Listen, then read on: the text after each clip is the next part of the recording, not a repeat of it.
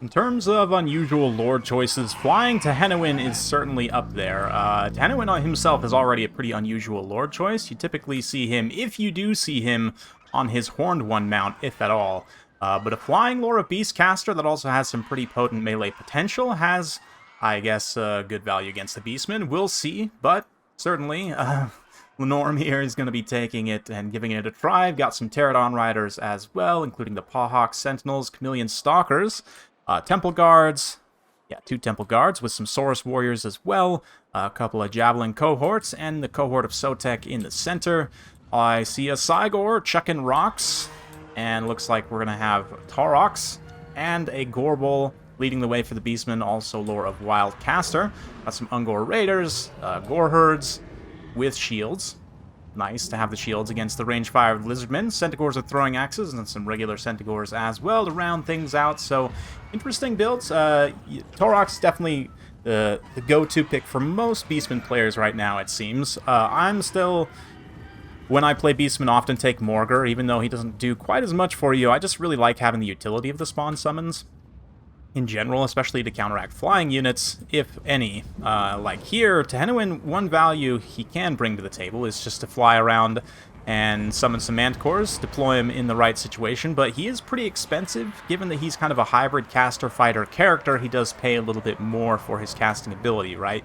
In theory, so definitely got to get good value out of cycle charging as well from the air, but let's see. Chameleon Stalkers get hit by the Gore Herds initially, but then kind of pull back, doing some good skirmish damage. Let's see if they can screen through those Saurus. Looks like they mostly get caught up by the Centigores, so definitely some significant damage taken, but that's fine. Solar Engine shooting downtown, getting some hits on those Centigores, but gets charged by Taurox and Gorbel here in the center. Definitely do some heavy armor-piercing damage to him. Poor Solar Engine. Oh, there it is. Yeah, and the overwhelming fire of the Ungor Raiders and the throwing axe is also able to see off some of those Pterodon Riders, but still making their presence felt, kind of scattering to the winds a little bit there. Warp Gaze going to be used on one of them from the Eye of Morslib to freeze them in place. But the melee infantry engagement not necessarily going to be going great for the Beastmen. These Saurus Warriors out on this flank here did manage to just get these Centigores and Gore Herds all caught up, and this is absolute value. Pain Train for the Beastmen. I guess value train for the Lizardmen, pain train for the Beastmen, right? And just totally, I can imagine getting walloped in the face by a Saurus is one of the top 10 worst ways to go. I don't know, actually. Let me know what you guys think. Top 10 worst ways to go in Warhammer. Anyway, Tehenowin flying through here. That's starting to contribute on the ground a little bit, just kind of picking and choosing where he wants to fly in. That is one benefit of a flying type character, right, is you can choose. You see how slow the ground speed of the Ripperdactyl is, though. You do have to be careful not to get caught out on the ground, because you'll get taken down very, very quickly. He has a pretty low HP pool. We looked at yesterday, the Night Goblin War Boss on the Squig only had about 3,300 HP. I know it's not much better at, what, topping out at like 3,600 max. So, potentially not great, very squishy, but also, if you use him well, like so far is being used here pretty safely. It hasn't really risked any bad engagements, which is good. He hasn't contributed a ton to the battle, and the Beastmen are taking a lead on the balance of power as a lot of units start to get routed off here, but some bright spots. Pterodon Riders chasing off some Ungor Raiders there, just trying to even the numbers a little bit here. I've also got the Stalkers, Cohort of Sotek pushing up. Still plenty of heavy infantry as well. Temple Guards taking some shots from the Eye of Morslib, but advancing resolute nonetheless. Also, potential overextension from Taurox here. He does get the support of Gorbel, so Tehenowin's actually going to have to be careful, but he does come in for a cheeky little charge here, try and get a couple of hits. He gets slapped pretty hard in return, though. That was actually probably not worth it at the end of the day. But also just trying to bail out the Solar Engine, see if he can salvage from some value from there, but honestly, just peeling of Tehenowin to go help support the rest of the army might be the play right now, as Pterodons still have plenty of ammunition left to try and skirmish down some of these higher profile targets, like these Centigores with throwing axes are an excellent target. You can chew away models. Each model that you kill loses its ammunition, right? So the more models you kill, the less damage output they'll have as a unit with their missiles, so it's a good way to kind of even the odds a little bit. Temple Guard definitely getting bunker busted, and they're close to rout, but the Cohort of Sotek will continue to hold, obviously, as they're unbreakable. These Saurus Warriors as well, just 119 kills, probably great value, still 65 models as well. I mean, they are just ready to go at this point. Most of the rest of the Lizardmen army is not, and the balance of power is heavily favoring the Beastmen at this point, as it often does for the Beastmen. I saw Anticity recently put out a video. I haven't actually had the chance to watch it yet about balance of power. I definitely plan to, but sort of going through sometimes why the balance of power can seem a little bit suspect.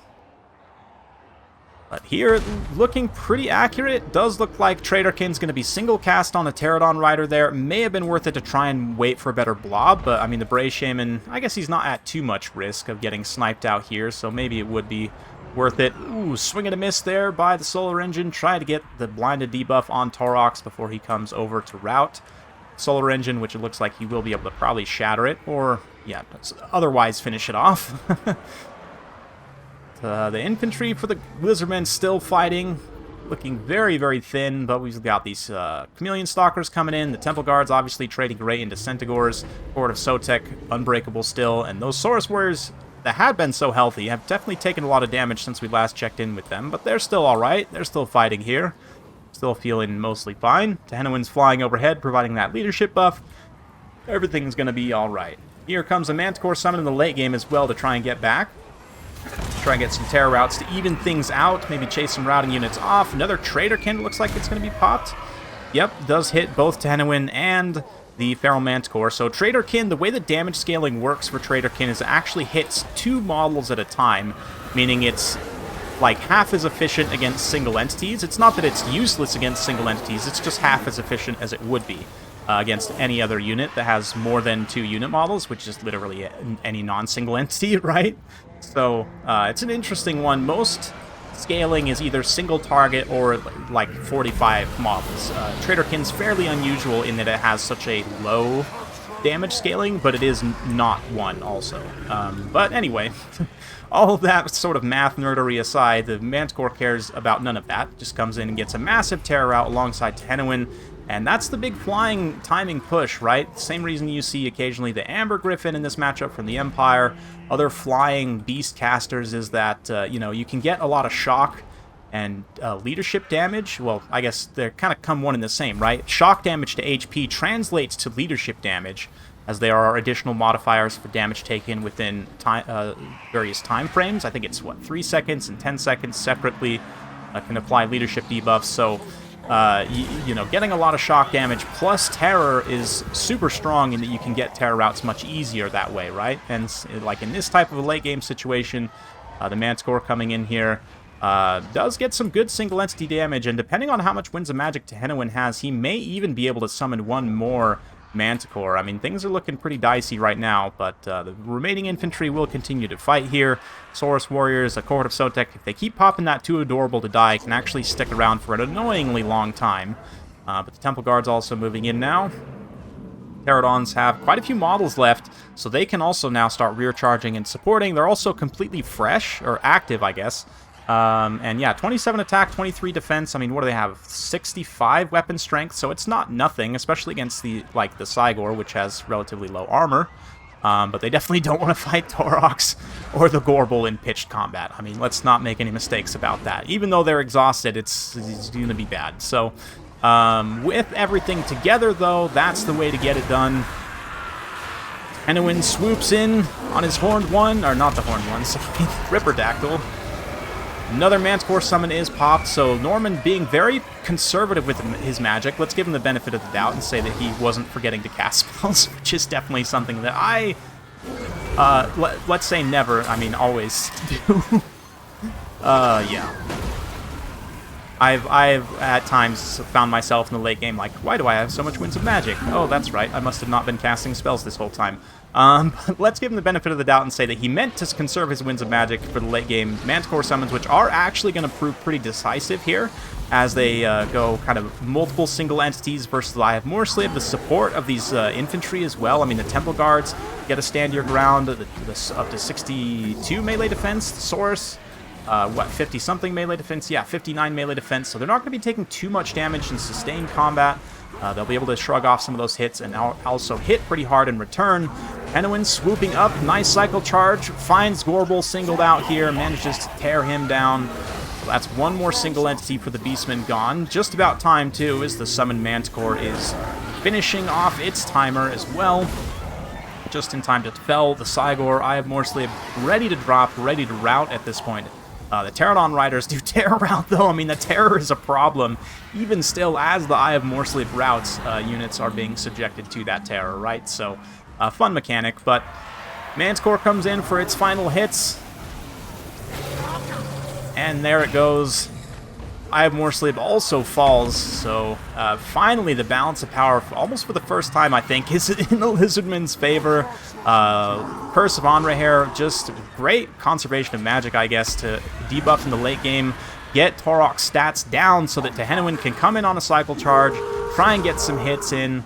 Yeah, Tehenowin wants to try and cycle charge, so Norman's doing his best to try and not get him stuck up in the Pterodons, which is something that can happen, but Brass Body been popped for Torox.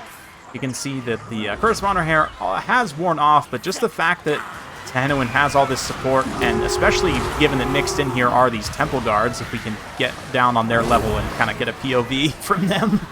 You can see all these wings flapping about and this giant angry red cow thing that's still refusing to die. Brass Body still active. There it goes, finally wearing off.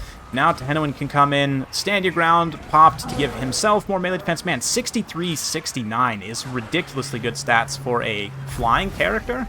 And he does come in and put those to good use. So great job by Lenorm. Big thanks for sending that one in. I'd love to see me some flying Tehenowin. Like I said, a most unusual Lord choice. But certainly was very effective. Even if he didn't end up getting his own value back necessarily, certainly the Manticore summons, if you add their value in, probably would have paid for himself. And just in general, you know, kind of supporting various parts of the battlefield, allowing these other units to pay for themselves, even though many times they were faced with rough situations. The infantry also, I mean, Cohort of Sotek, one of the best infantry units in the game in general, in my opinion. Also, you know, the Saurus Warriors, 1,400 damage value, 11,000 damage dealt. I mean, they just pounded out a lot of the Beastmen kind of light units that were forgotten about. The Temple Guards also contributing in the late game. Nice value on some Javelin cohorts as well. Solar Engine had a little bit of a tough time, but Torox gets really good value, just not quite enough at the end of the day, I think, on the infantry side. Like, if we look, yeah, the Gore herds, like Ungor Spearman herd I'm a big fan of in general, but they're not necessarily going to win a ton of fights in this matchup, especially without the shields. Gore herds, same thing. I mean, it's just kind of weird. They don't trade amazingly into Saurus, so I almost would think you just go with more monstrous units rather than trying to contest too much at the infantry fight here. But let me know what you guys think in the comments below. Vestigors can definitely be a good choice, but they are pretty pricey too. The Eye of Morslib is an awesome unit in general also. I mean, a lot of the monster focus now for Beastmen has been like on the Gorgon and the Jabberslythe, with good reason, but definitely shouldn't forget about the Cygor. Cygor is still a very strong monster, and the Eye of Morslib having that hard snare can be very useful. Definitely paid for itself, but the rest of the army, again, a little bit of a mixed bag. Some of the Centaurs do well, some of them do not. Definitely the infantry spend here, I think, was a little bit wasted, but that's okay. You know, that is what it is. It's how you learn, right? So anyway, hopefully you guys enjoyed this. If you like this sort of content, be sure to like, subscribe, hit that bell notification button. Every time I upload a new video, you'll be notified. Thanks again. See you next time.